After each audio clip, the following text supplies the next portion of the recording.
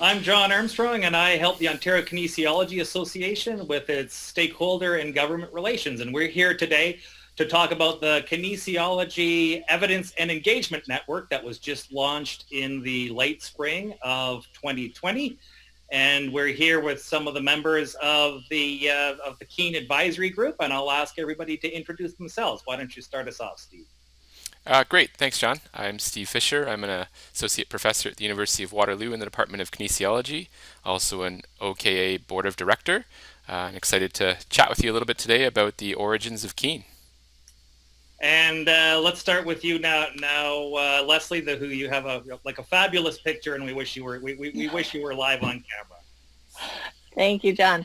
My name is Leslie Auger, and I am the program head of kinesiology at the University of Guelph-Humber and a registered kinesiologist.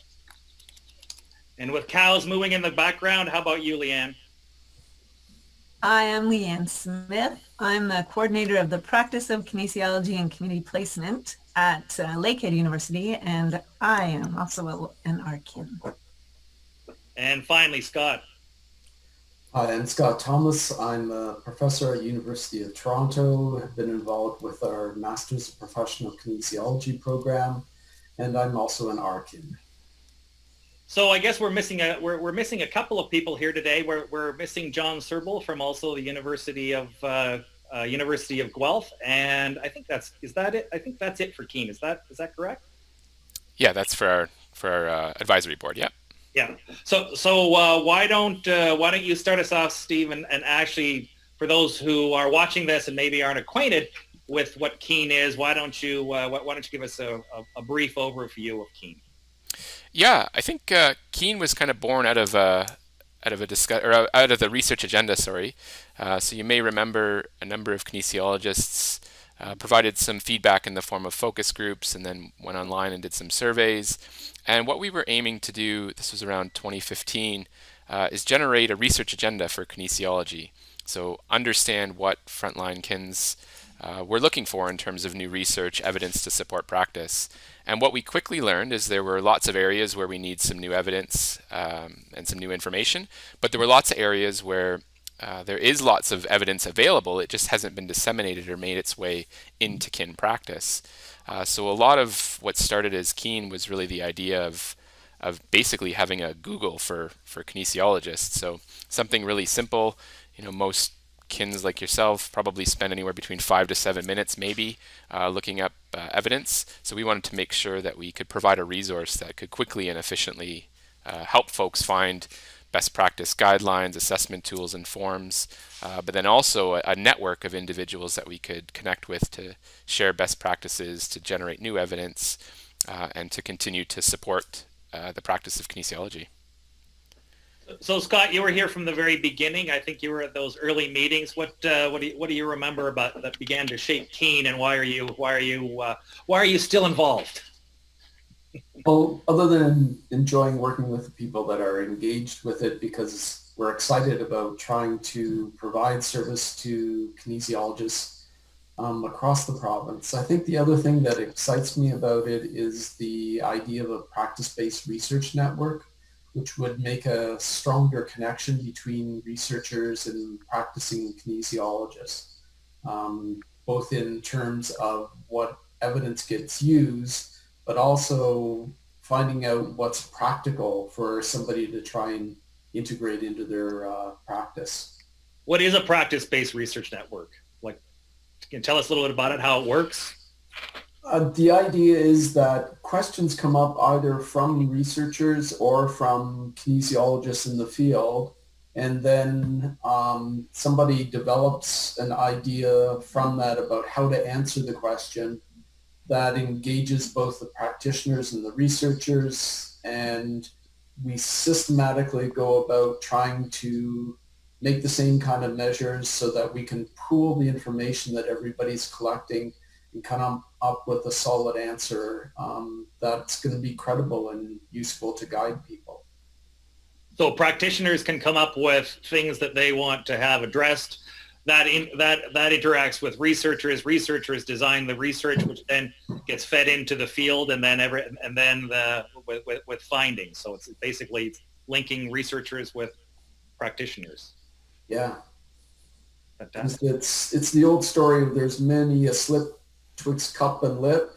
When we try to take research and get it into the field, something often gets lost in translation. So setting up the network is to try and reduce that problem.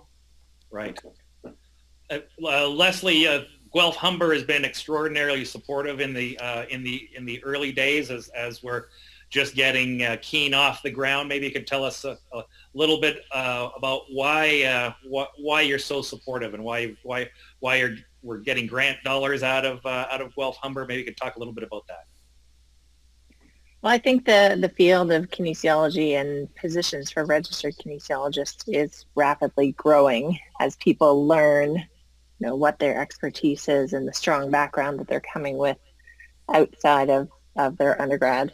And as they're looking for positions in the workforce, we want to be actively investigating facilitators and barriers to kinesiologists and their work in the field of exercise and rehabilitation and things like that. So Dr. Zerbel and I have been, working on a project to do exactly that, to understand the facilitators and barriers. And the University of Guelph Humber has been funding that research. It's just really exciting. Our graduates finish their degrees and they're very excited, not just about the practice, but also about research. And being part of Keen allows them to be taking part in research actively, whether it's with the team they're working at or in the rehab facility that they're working at, so they can actively be involved in collecting data, and they can also easily access that data once it's published throughout this network. Leanne, you're actually the co-chair of the Academic Advisory Committee, which oversees Keen, where I think currently we have represented, I think maybe 10 or a dozen university programs with representatives from each of those programs on the Academic Advisory Committee, where Keen came from. Why have you stepped to the plate to take on that co-chair position, and why are you committing yourself to Keen and the Academic Advisory Committee?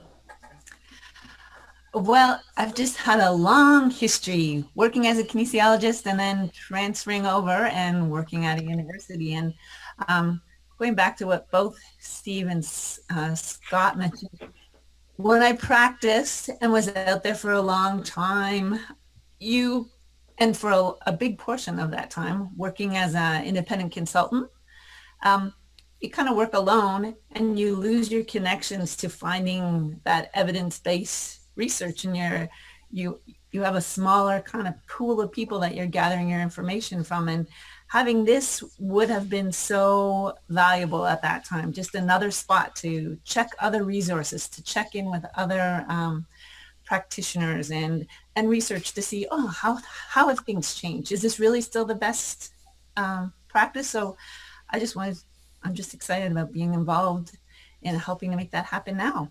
Yeah, no, that's fantastic. I know, Steve, that I can't remember if you said it when you introduced yourself. It's Steve is actually on the board of the Ontario Kinesiology Association, and he's also the other co-chair on the Academic Advisory Committee, and he's also been in it from the very, very beginning in terms of creating the original consensus research agenda, which was getting that first round of feedback from practitioners all the way to the original launch of Keen.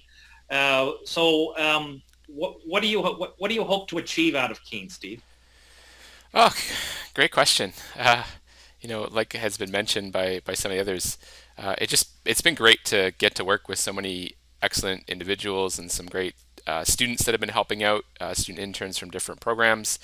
But moving forward, really excited to see Keen be a resource and engagement hub to support kinesiologists, both from the perspective of sharing best practice evidence that we've talked about, but like Leanne mentioned, providing that platform or that hub for connections. So, sharing, working with maybe a certain population or a certain assessment tool, and learning something new about it and being able to share that with your peers and colleagues in the space, and vice versa. So having that that centerpiece, that central hub that kinesiologists, OKA members, registered kins can go to, I think is a huge huge advantage, huge aspiration, and really look forward to the networks and connections that grow as a result. I'll open it up to anybody who wants to speak. In summing up, what do you see as the potential of Keen in the coming months and maybe even in the coming years? Who wants to kick us off? I think one of the exciting things about it is that we're covering such a wide range of kinesiology. There's so many roles that we play relating exercise and health, and putting the evidence together just reinforces that. And I think when people start looking to the website and looking for the evidence, that's one of the things that will strike them as well, is just how much is out there that we can contribute. Fantastic. Well, what other potential do others see? Leanne, what do you think? I don't know that I have a lot more to add from that. It's just, I don't even think we know all the potential it has right now, just because we're new and evolving. As Leslie mentioned, there's just so many new opportunities coming up for us. So I think the same is true for Keen. There's just a lot of exciting opportunities ahead. Leslie, you want to close us off? What do you hope to achieve? Well, I think a dynamic platform that's ever changing with the involvement of people working in the field, people working in research, people working in different aspects of healthcare. I think everyone can contribute to a site like Keen and keep it alive and keep it useful for a lot of different reasons, for a lot of different people.